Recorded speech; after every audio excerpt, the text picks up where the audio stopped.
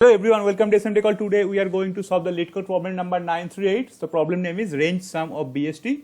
So if you read the problem statement, it's saying that we will be given one BST. BST means binary search tree, and that means that particular tree should have at max two children, left children and right children. And since it's a BST, that means from the if you traverse left side from the root node, all the values should be lesser than the root node value, and if you traverse the right side from the root node, all the value right side should be greater than the root value. Okay, so since it's a BST, so we can assume these two properties. Okay, so apart from the tree or root node value, we will be given two more input, that is low value and high value. So basically what we need to do, so if you check the example right here, we will be given two range, low and high. So in this case my low range is 7 and high range is 15.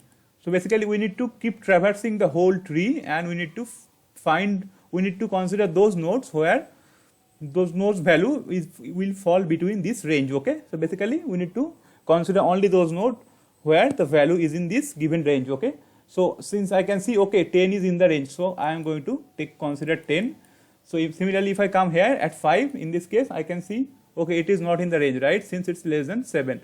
So we are not going to consider this, but we should consider 7, right? So it should be 7, and similarly we should not consider 3, but we need to consider 15.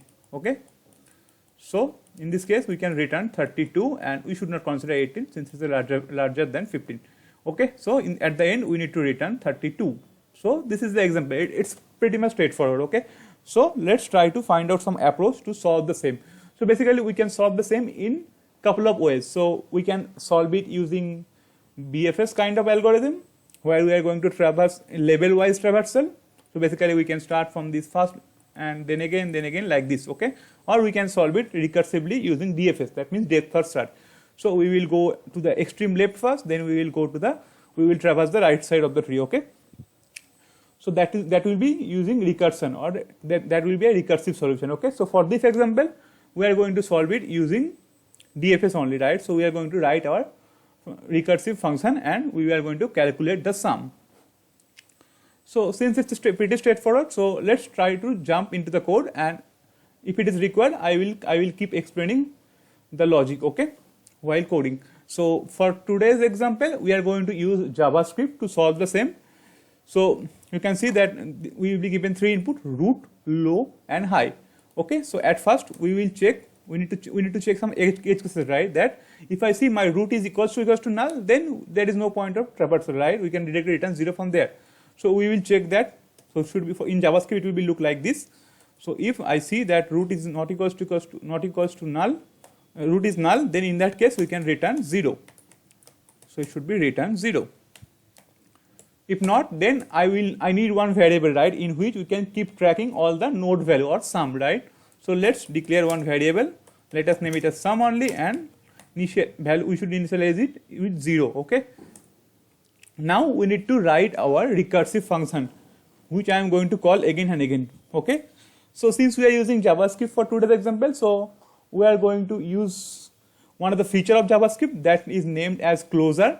So using closure we can easily solve it. Okay, so basically we are going to declare another function. So let us name it as DFS, and we can use arrow function here. So basically we just need to pass the root node value. Initially it will be root, then based on the condition whether we will traverse left side and we will traverse right side. Okay, so basically our function will accept only one argument. Okay, so now let's quickly implement the function. So we are going to use arrow function here, right? So again I will check that my root should not be null. So this condition will check that my root should not be null. So suppose I am here. So now I need to check that this particular 10, this value is in the range or not. Okay, so let's write the logic for the same. So I will check if my root dot val is greater than equals to my low value, and root dot right is less than equals to my high value, right? In that case I am going to consider this, and I am going to add this with my sum value, right? So it should be root dot val. Correct. Okay, now since I know it's a BST, right? So as I already told you that for BST, in the left side, all the values should be smaller. So instead of traversing each and every node, we can traverse only those nodes where there is a probability of there is a probability of find a node in between the given range. Okay. So what I mean to say is that suppose I am here, right? My pointer is here. I should not traverse 3, this side of 3, right? Because every value will be smaller than my lower value, right? So we can ignore those portions. Similarly, whenever my pointer will come here, we can ignore this section, right? Basically, we can skip some steps, okay? So let's try to write logic from the same. Since it's a BST, it's a known property, right? So we should use that. So that will remove some extra traversal, okay? So I will check if my low is less than root value. In that case only I am going to traverse to the left side. So I am going to call my DFS once again, and I am going to pass the root dot left since we are traversing the left. So similarly for the right side, we will write logic like this. So it should be high should be greater than my root value. In that case only we are going to traverse the right side. Okay, so it should be DFS root dot right. Okay, and at the end, so this will be our inner function. DFS was our inner function. We are going to call it right, so we should call it with DFS, and we will initially start from the root only. And once our execution is done, we can return the sum.